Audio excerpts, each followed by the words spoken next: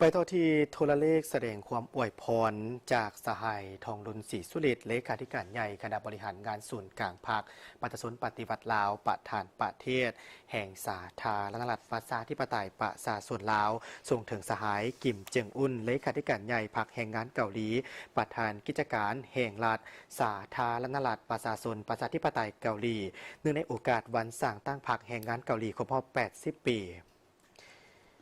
เนื่องในโอกาสวันสร้างตั้งพรรคแห่งงานเกาหลีครบรอบ 80 ปี จากสหายทองดุลศรีสุฤทธิ์เลขาธิการใหญ่คณะบริหารงานศูนย์กลางพรรคประชาชนปฏิวัติลาวประธานประเทศ แห่งสาธารณรัฐประชาธิปไตยประชาชนลาวถึงสหายกิมเจิงอุนเลขาธิการใหญ่พรรคแห่งงานเกาหลีประธานกิจการแห่งรัฐสาธารณรัฐประชาชนประชาธิปไตยเกาหลีในวันที่ 7 ตุลา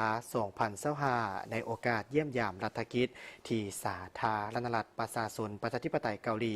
สหายทองลุ้นศรีสุฤทธิ์เลขาธิการใหญ่คณะบริหารงานศูนย์กลางภาคประชาชนปฏิบัติลาวประธานประเทศ แห่งสาธารณรัฐประชาธิปไตยประชาชนลาวได้มอบสารอวยพรถึงสหายกิมเจิงอุนเลขาธิการใหญ่พรรคแห่งงานเกาหลีประธานกิจการแห่งรัฐสาธารณรัฐประชาชนประชาธิปไตยเกาหลี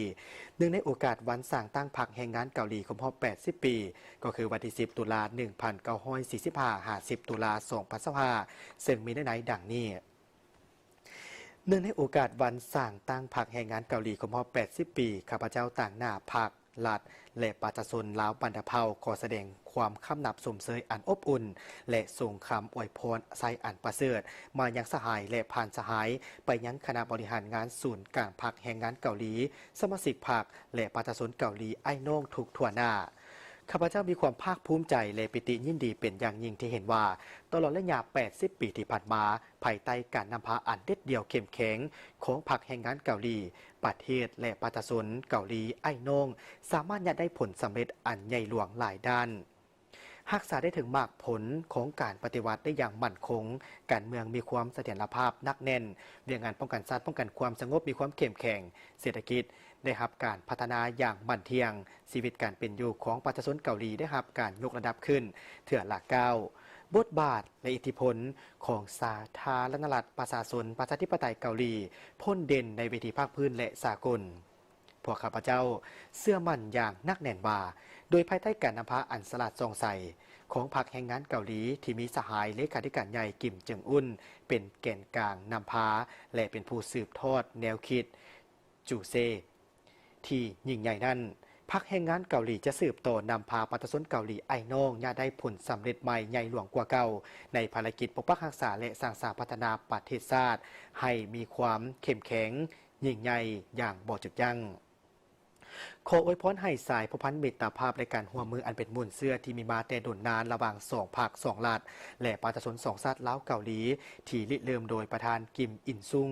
และประธานไก่สอนพรหมวิหารผู้นำที่แสนเคารพรักได้รับการเพิ่มพูนคุ้นสร้างโดยบรรดาหุ่นกันนำและประชาชนลาวเกาหลีจงสืบโตได้รับการเสริมขยายยิ่งขึ้นเพื่อผลประโยชน์ของประชาชน2 ชาติก็คือเพื่อภารกิจสันติภาพเสถียรภาพและการร่วมมือเพื่อการพัฒนาอยู่ในภาคพื้นและในโลกในโอกาสอันสง่าราศีนี้ข้าพเจ้าขออวยพรให้สหายกิมเจิงอุนจงมีพลานามัยที่สมบูรณ์มีความผาสุกประสบผลสำเร็จในภารกิจสูงส่งของสหายนอกจากนั้นในวันที่ 6 ตุลา 2025 สหายบุญเหลือพันธุ์อนุวงศ์หัวหน้าคณะผู้พันต่างประเทศศูนย์กลางภาคประชาชนปฏิบัติลาวก็ได้มอบโทรเลขอวยพรโดยผ่านสถานเอกอัครราชทูตสาธารณรัฐประชาชนประชาธิปไตยเกาหลีประจำสาธารณรัฐประชาชนสาธารณรัฐประชาธิปไตยประชาชนลาวถึงสหายกิมส่งนำกรรมการสำฮองกลุ่มการเมืองหัวหน้าคณะผู้พันต่างประเทศศูนย์กลางพรรคแห่งงานเกาหลีในโอกาสวันสร้างตั้งพรรคแห่งงานเกาหลีครบรอบ 80 ปี